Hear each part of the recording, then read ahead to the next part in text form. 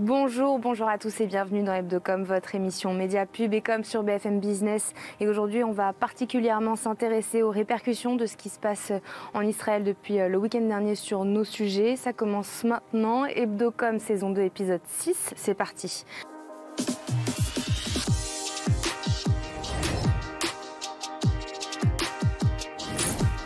BFM Business et CB News présentent Hebdocom, Rebecca Blanc-Lelouch. Au menu aujourd'hui, déferlement de fake news et de contenus illégaux sur la toile. Quelles conséquences sur les médias et sur les réseaux sociaux pour les utilisateurs? Pour en parler, mon invité du jour sera Thomas Huchon, journaliste anti-fake news et professeur à Sciences Po. Ensuite, comme d'habitude, Simon Tenenbaum passera en revue pour nous toutes les news d'Hebdocom. Et puis pour terminer, on reste dans le thème. Pour notre focus du jour, on va parler du dessin d'hommage de Johann Sfar, que vous avez sûrement vu passer sur les réseaux sociaux. Comment ces dessins deviennent-ils des symboles? Pour en parler, je serai avec mes experts dans un instant. Mais d'abord, c'est parti pour l'interview. C'est parti, ça commence tout de suite. Thomas Huchon, bonjour. Bonjour.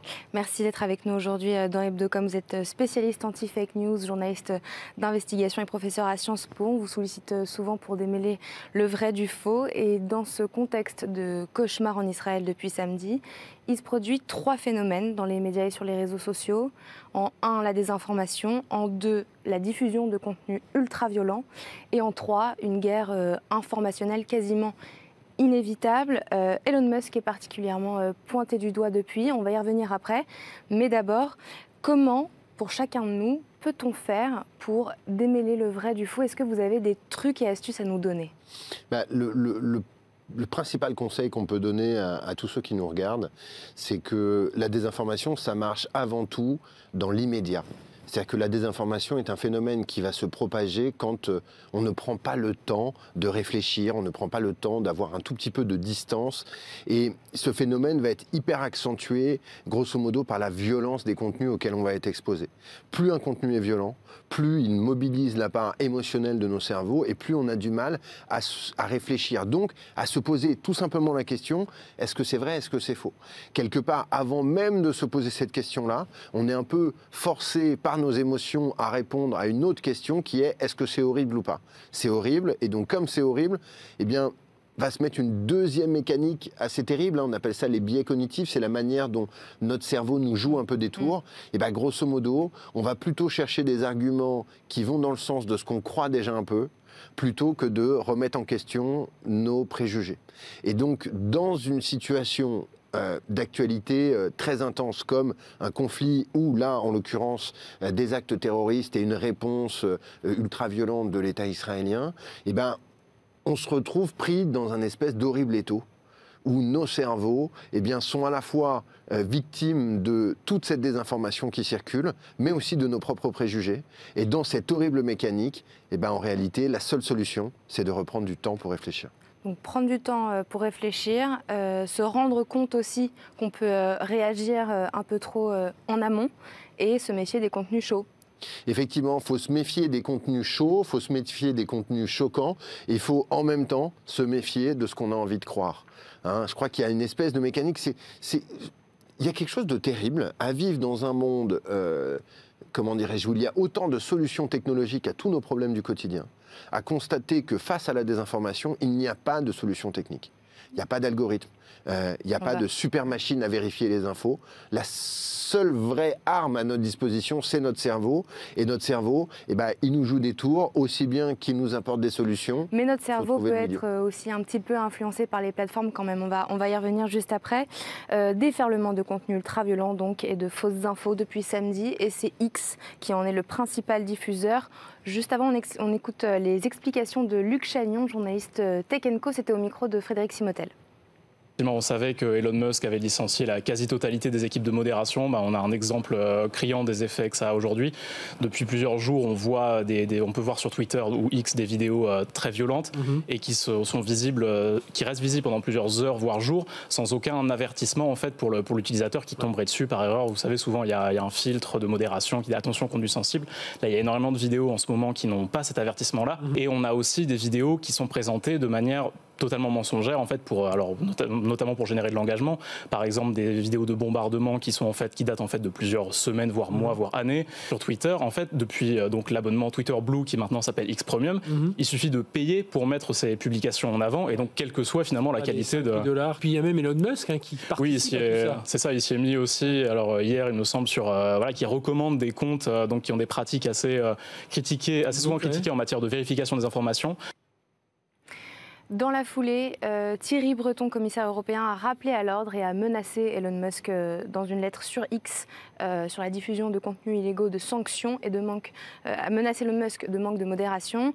Puis il en a fait de même pour Meta dans un message sur Blue Sky. Cela dans le cadre du DSA, c'est la nouvelle législation européenne sur les services numériques.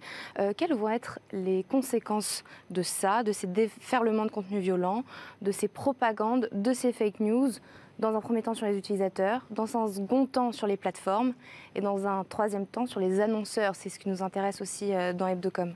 Je crois que le premier truc horrible qui nous arrive, c'est qu'on a une multitude de gens qui sont exposés à des contenus auxquels ils ne devraient pas être exposés. C'est-à-dire que le problème, c'est pas tant que ces contenus soient violents, c'est qu'en réalité, ils sont faux.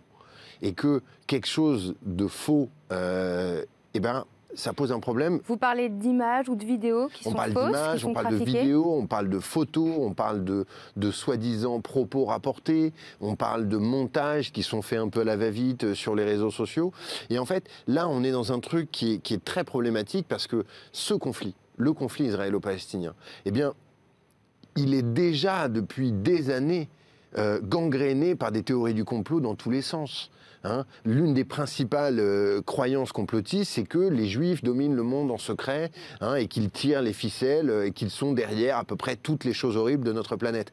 Eh bien là, je vous le dis, ces contenus-là, qui sont déjà préexistants sur YouTube, qui sont préexistants sur X, qui sont préexistants sur toutes les plateformes, eh bien ils se retrouvent rediffusés et remultipliés. Et donc on a l'historique, la charge en termes de contenu qui est énorme, et notamment dans un pays comme la France, où la question du conflit israélo-palestinien mobilise tout un tas d'acteurs politiques, associatifs et culturels depuis très longtemps. Donc là, on a un premier truc, c'est que il y a tout ce qui se passe depuis une semaine, et il y a la résonance que ça apporte à tout ce qui existait auparavant. Et donc là, on a un premier effet qui se coule, on va dire, c'est un effet de viralité. Effectivement. Et donc cette viralité, elle est encore plus poussée, comme l'expliquait très bien le journaliste de BFM, par le fait qu'on peut désormais acheter un badge sur Twitter et avec ce badge bénéficier d'une plus grosse audience que ceux qui n'ont pas ce badge. C'est un des deux gros reproches que l'on fait à Elon Musk, c'est cette nouvelle forme de certification qui est devenue payante, donc accessible à tous, et le manque de modération, puisque quand il a racheté Twitter, il a licencié une grosse partie de ses équipes de modérateurs. Effectivement, il y avait à peu près 2000 modérateurs sur la plateforme Twitter, 2000 modérateurs pour 300 millions d'utilisateurs.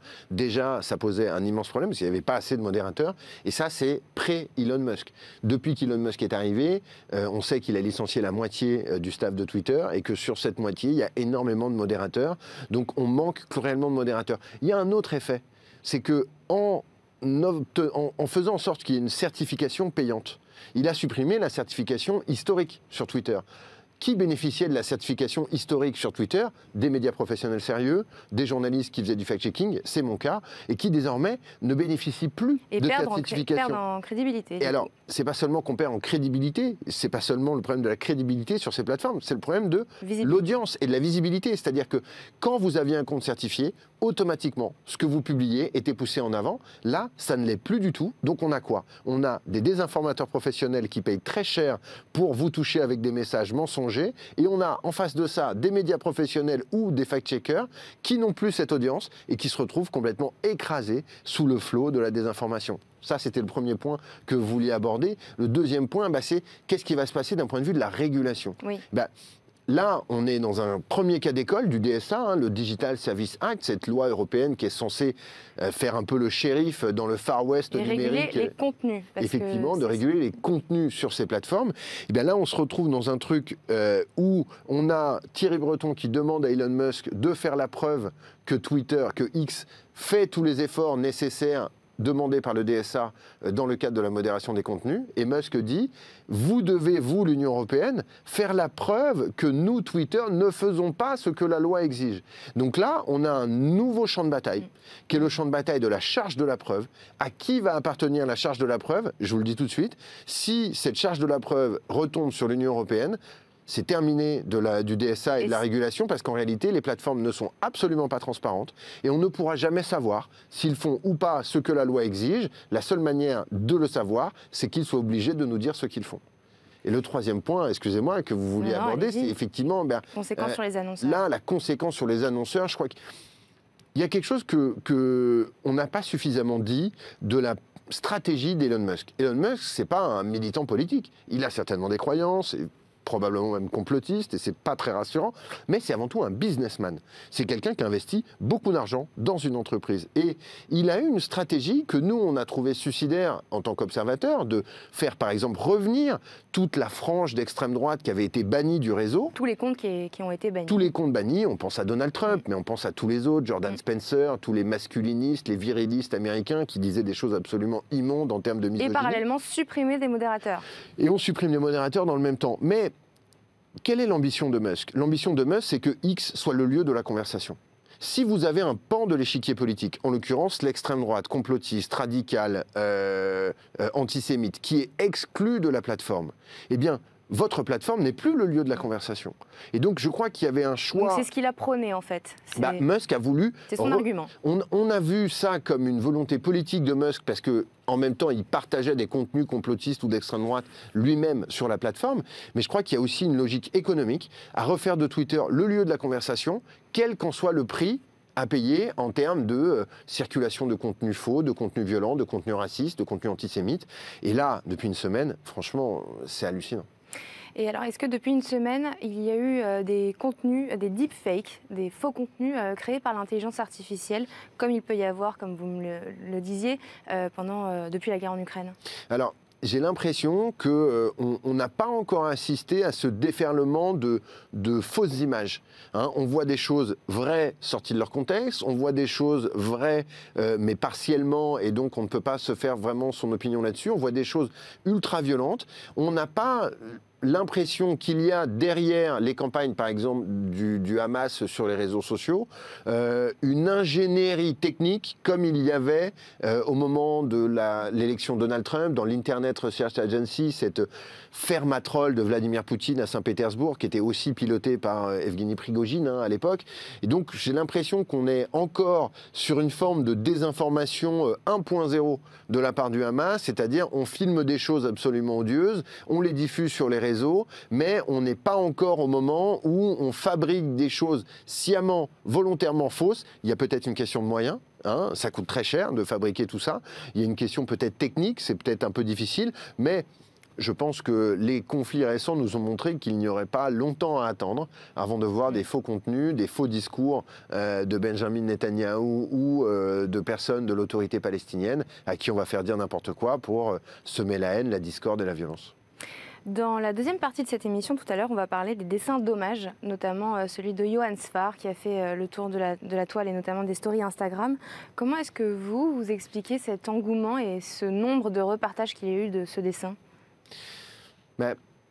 Quand on est face à quelque chose d'extrêmement violent, d'extrêmement dur à vivre, il y a une solidarité qui s'exprime.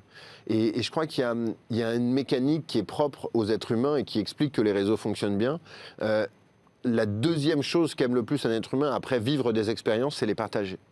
Et bien là, il y a quelque part une manière de partager un moment de douleur, peut-être de faire en sorte que ce moment soit moins douloureux parce qu'on est plus nombreux, de recréer une forme de solidarité. Vous savez, ça fait penser un peu au hashtag « Je suis Charlie » ou un certain nombre de dessins qu'on est nombreux à avoir mis en avant sur nos réseaux sociaux après les attentats de 2015. C'est peut-être l'un des moments où on voit une forme de mécanique un peu moins négative et destructrice sur ces plateformes. De temps en temps, ça peut arriver. Il y a aussi des choses bien sur les réseaux sociaux. Très belle conclusion. Merci beaucoup Thomas Huchon d'avoir été avec nous. Vous êtes journaliste d'investigation et anti-fake news. Tout de suite, c'est Simon Tenenbaum qui passe en revue pour nous toutes les news d'Hebdocom. Et puis après, dans notre focus, on abordera ces dessins d'hommage. Les consommateurs ne veulent plus de marques qui s'engagent. Conclusion surprenante de la grande enquête annuelle de Gallup réalisée aux États-Unis. Les Américains n'ont pas autant envie que par le passé de voir les marques prendre la parole sur des sujets de société. 41% des personnes interrogées y sont favorables contre 48% l'an dernier. Il faut dire que les polémiques se sont multipliées ces derniers mois. On pense évidemment au boycott de Bud Light. Après avoir fait appel à un influenceur transgenre, les marques ne devraient s'exprimer que sur des sujets qui les concernent directement et sur lesquels elles sont pertinentes, comme le réchauffement climatique. Voilà ce que dit l'étude. L'engagement est un sujet visiblement moins important que par le passé, puisque seule une petite majorité des consommateurs dit maintenant acheter des marques qui partagent leurs valeurs, contre les 2/3 qui disaient encore cela l'an dernier. Les promesses, les engagements et la réalité, parfois bien éloignés. On en voit un exemple chez McCann à New York, un des dirigeants de l'agence, Pierre Lipton, co-directeur de la création, qui a dérapé, et ça tombe mal, lors d'une journée consacrée à la diversité organisée par l'entreprise. On s'emmerde, a-t-il écrit dans la section commentaires d'une présentation à laquelle il assistait. Un message qui visiblement n'était pas destiné à se retrouver là. Le cadre s'est excusé et a été mis à pied pendant 15 jours. Mais après enquête sur son comportement, McCann a finalement décidé de le rétrograder. On termine avec la polémique de la semaine qui a trait à l'IA, avec la sortie de la nouvelle saison de Loki sur Disney+. Et ce problème, une affiche de promotion de la série s'est attiré les foudres de nombreux illustrateurs et designers qui ont vu dans cette affiche et certains de ses détails le travail évident d'une IA générative.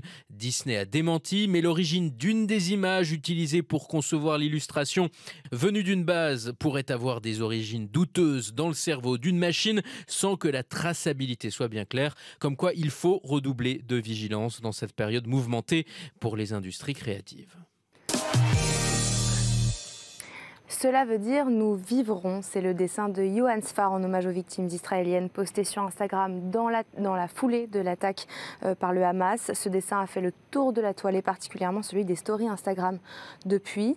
En revanche, sur LinkedIn, 73% de notre communauté est passée à côté de ce post. On va essayer de comprendre pourquoi c'est ce dessin qui est ressorti du lot et en même temps pourquoi notre communauté est passée à côté. Et pour en parler, mes experts du jour, Valran Mouliberto, salut. Salut Rebecca. Merci d'être avec nous aujourd'hui. Tu es cofondateur du média Le Crayon et Valentin Richardot. Bonjour, bonjour. Salut, ça va. Tu es fondateur de J'ai un pote dans la com, Val et Val. Pour être avec moi aujourd'hui. Avant qu'on parle de la viralité du post, de son succès, de sa beauté, on peut le dire, d'abord, comment explique-t-on que 2/3 de nos répondants soient passés à côté ? Je pense qu'il y a une question de génération, d'abord et avant tout.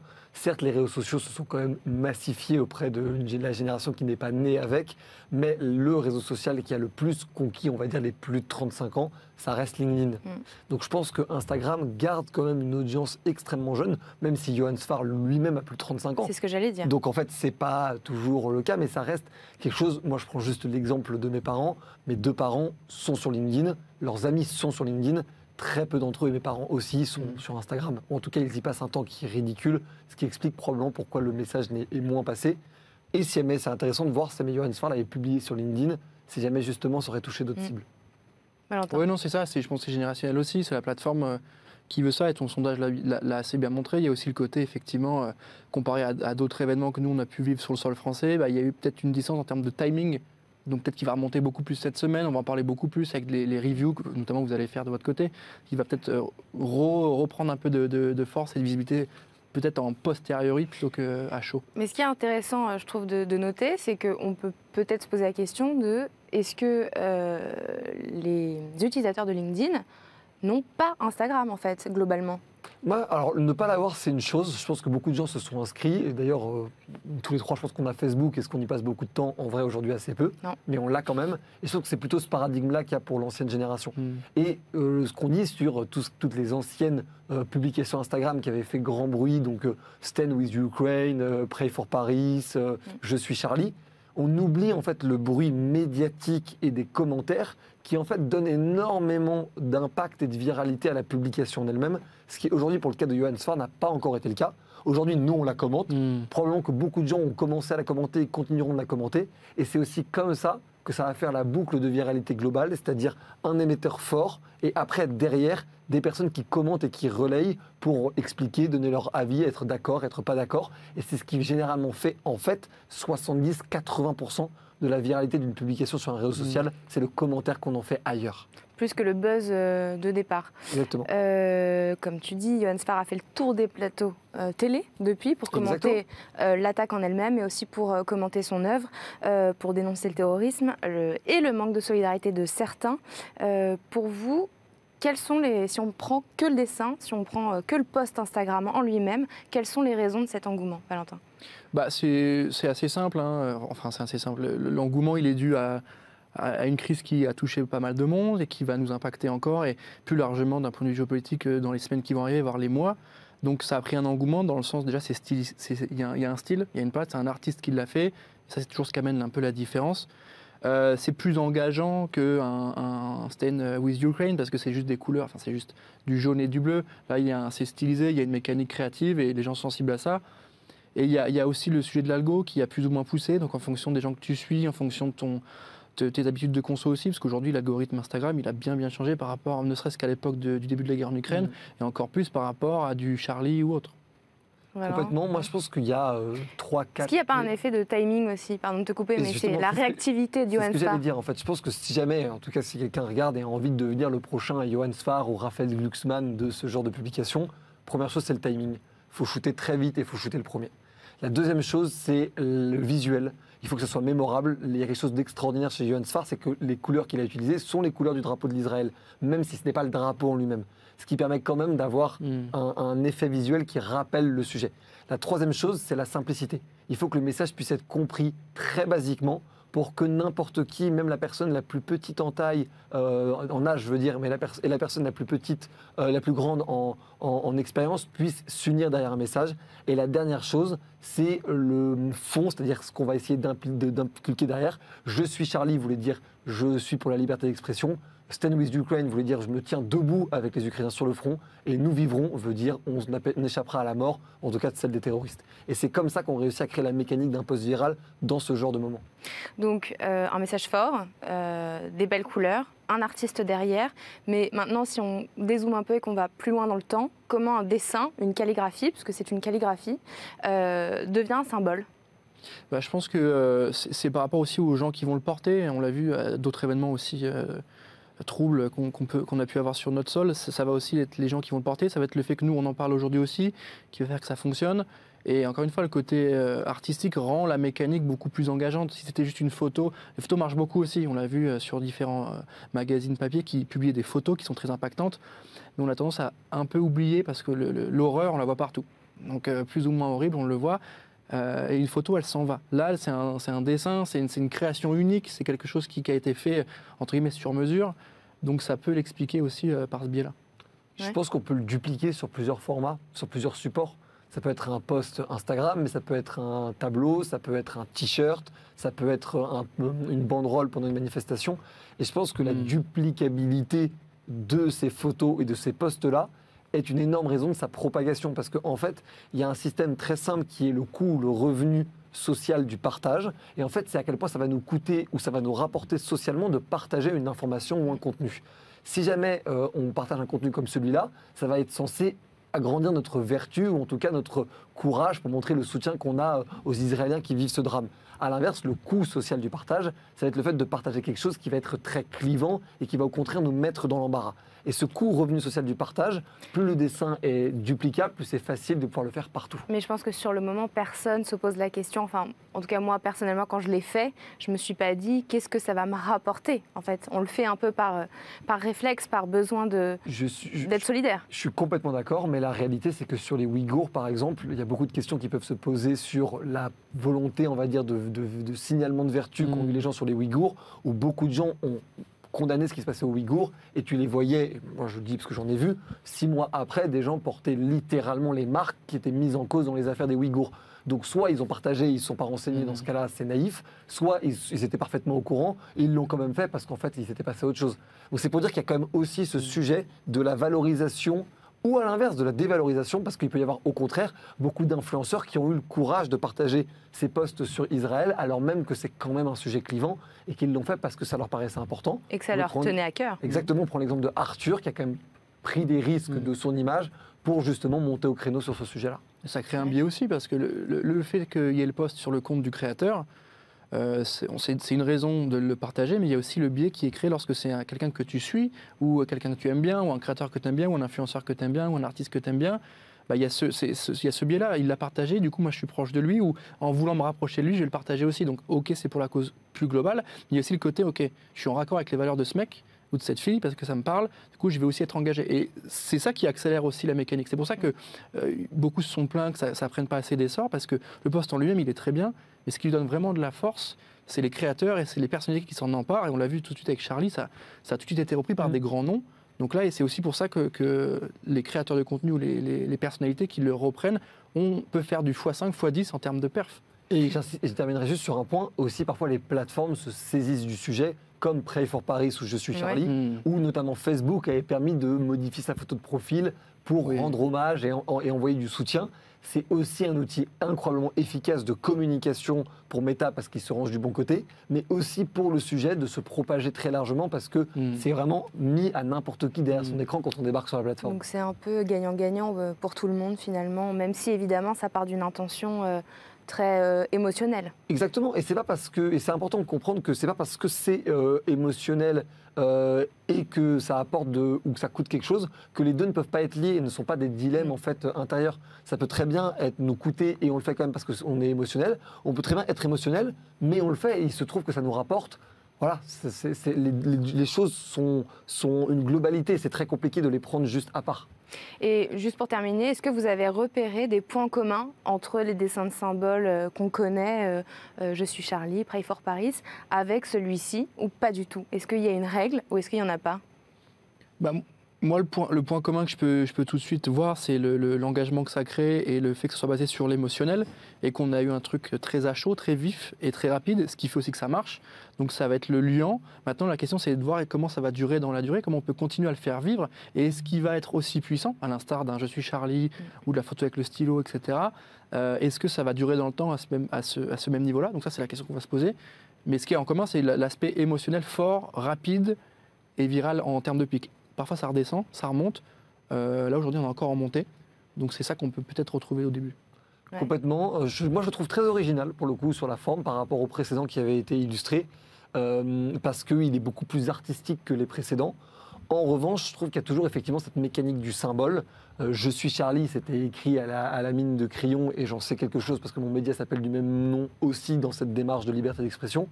L'Ukraine, c'était vraiment quelque chose de très simple, de très basique, de très officiel, on va dire. Pray for Paris, il y avait la Tour Eiffel. Et là, c'est un peu plus original. C'est écrit en hébreu, ce qui rappelle la langue du pays d'Israël.